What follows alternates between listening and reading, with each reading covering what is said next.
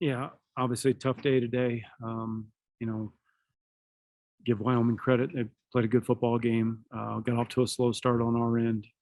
Obviously, too many turnovers to be able to have a chance to climb back into it. We competed in the second half, but unfortunately, by the time we competed, but we put ourselves in a big hole there. And so I am proud of some of the guys, the way they competed there down the stretch. But it's a disappointing day, and obviously it's up to me to get that fixed. We'll open it up to questions. We'll start with Robbie. Yeah, Coach, I got two real quick. So you go to John Paddock there to start the second half. What kind of led to that decision for you? Yeah, and obviously in the first half there, some of the sacks, really too many sacks there, and I think there were some situations there where Drew had the opportunity, worst case scenario, to throw the ball away. Had the interception there that was returned for a touchdown.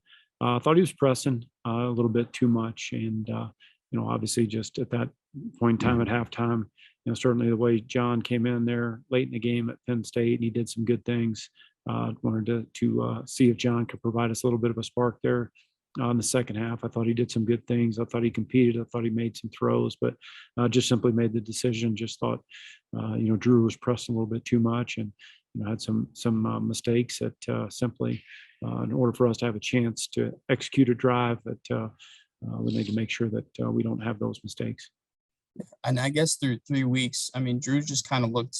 I mean, he hasn't looked like himself, I guess, or like the quarterback we've seen in the past. I mean, is there something that you could point to that's just been off, or what's been going on with him? Sometimes I think it can be a case of just simply trying to do too much. You want something so bad, you want something that you press a little bit, and I think that's what's taken place with Drew. Certainly, he prepares hard. The game is really important to him. All those things, but I think there's certain times when you want something so bad that you have a tendency to press, or you force something and you don't take what the defense gives you. And so I think there's a little bit of that going on, and you just got to settle down. And it's one play at a time. And last year. You got to worry about just what we have lying ahead for practice, and go out and execute at a high level in practice, build your confidence, take that over to the game. And so we've got to get him settled down. Obviously, I think that's important for us, important for him. He's just got to take a deep breath and not feel like he's trying to carry the football team on his shoulders, because it's tough to play the position like that. Next, we'll move to Ian.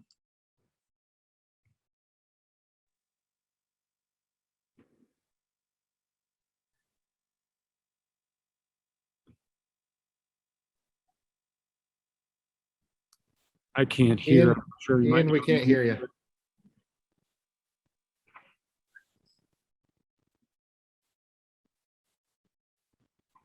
All right, we'll move over to Charleston for a minute. Hey, Coach, what did their defense do so well today, especially their front seven, and just how aggressive they played from the get-go? Yeah, they just played hard. It wasn't anything specific that they did. I mean, we knew what to expect watching the tape.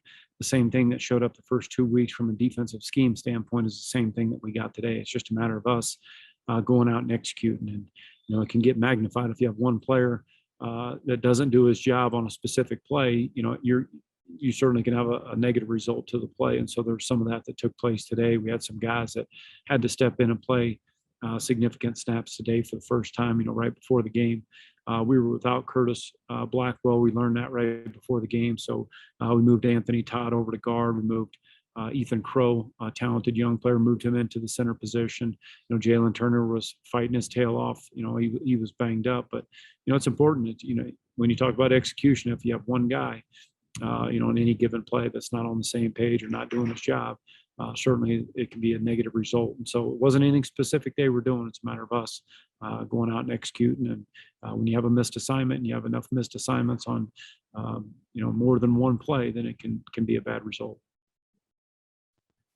We'll go back to Robbie for another question. I guess I guess first off, I mean, what is there any status kind of update on Curtis? And I mean, how hard is that and I know there's been some shuffling on the offensive line before, but how hard is that to to make a rapid adjustment and move guys around right before a game. Well, Coach Johnson does a good job of trying to rep guys at different spots in practice because that's part of the game. It happens. And Curtis just simply had some stomach and some abdominal pain issues, I guess, more than anything. We just couldn't figure out what really was happening. It was something that just really came up this morning. He's just, Curtis is tough as nails. So if he could have gone, he definitely would have gone. But it was kind of a unique type situation. And but our guys, Anthony has rep guard before.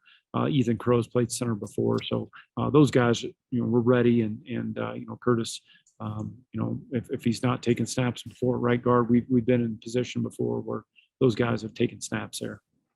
Yeah. And then I guess now 3 weeks in, and kind of like on the same tone of Drew kind of looking off, the offense just hasn't seemed to be able to get things going, especially from the get-go. I mean, what's it going to take to kind of get the offense going and coming out of the gate stronger?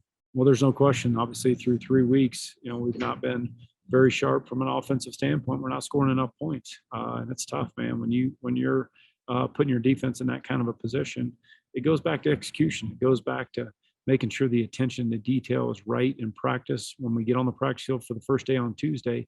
And we're playing good football teams. And in order to have a chance to win against a good football team, you got to execute at a high level. And that's about doing your job, getting lined up, knowing what the signal is, making sure you do your job to the best of your ability. It's not hard, but it's about each man making sure he's bought into doing that to the best of his ability. And if you're not giving your best effort, man, and you're not giving your best effort on the practice field, it will show on game day. And that's what's taken place for us. We've got to get that corrected.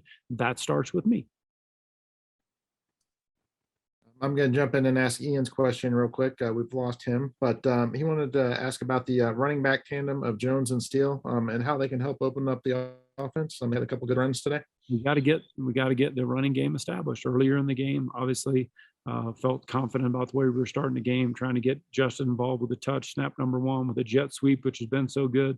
The linebacker made a great play, but we got to get the running game established early. That was a plan going into today. Obviously, we weren't able to get that established early on because we weren't able to stay on the field and sustain any kind of drives. And so, that starts with, again, going back to attention to detail, executing at a high level, but we got to make sure that mindset shows up on the practice field each and every day that we're out there. Okay, then our last question from Charleston. Coach, I just wanted to ask a little bit about the wide receiving core. I know Jackson played well today, but what do you want to see out of them in this next week of practice that can kind of give you confidence heading into next weekend? Well, right now obviously there's a lot of man-to-man coverage that we saw today, and we got to win our one-on-one matchups. I mean, it's as simple as that. And some of the routes that they had, we've won those matchups before. Some of those routes we won in man-to-man situations. So it starts with making sure that when we have an opportunity, we got to win our one-on-one and we got to execute the throw. Obviously there was an opportunity there with Johans on the first third down. He was in the slot. He ran an inside fade, and we didn't connect on that. Those two guys between Drew and Johans played a lot of football together. If we're in that situation and Johans is 6'4" and we can't connect on that, then it's going to be tough. And so we got to make sure we execute that in practice, and it's got to carry over to the game. Thank you for joining us today, Coach, and safe travels back to Muncie. Okay, thank you.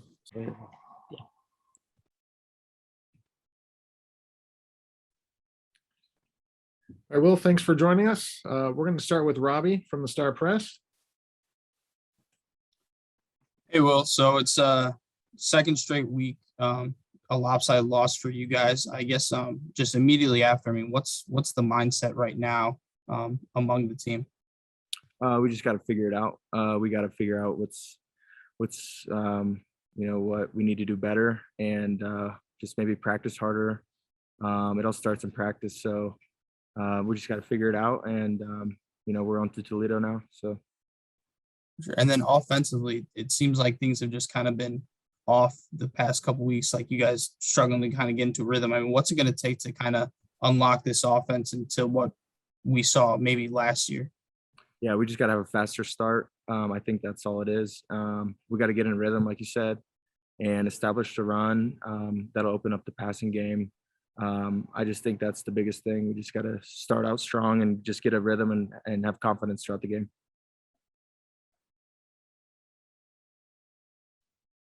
All right, we'll move over to Charleston. Hey, Will, I know in the second half you guys were down big and you got to score a touchdown. Carson got to score a touchdown. How personal do you two just take running, despite, being down big, just how personal do you take, finding those gaps and running as hard as you can? Yeah, my mindset was just run hard and run angry, like just finish the game. And that's the same for Carson too.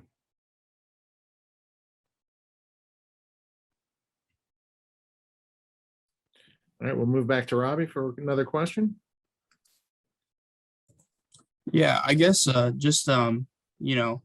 think that the past 3 weeks, kind of the message has been, start stronger, like start faster. Is there anything that you can point to that's been maybe missing amongst the offensive group and just kind of getting out of the gate faster? No, I don't really know. If I knew, we'd have the answer. So that's something we got to figure out. So that'll be, what we'll work on this week and game planning for Toledo.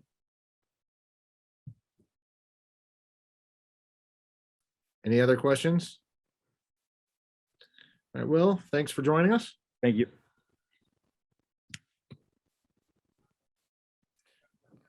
Bryce, thanks for joining us. We're going to start with Robbie from the Star Press.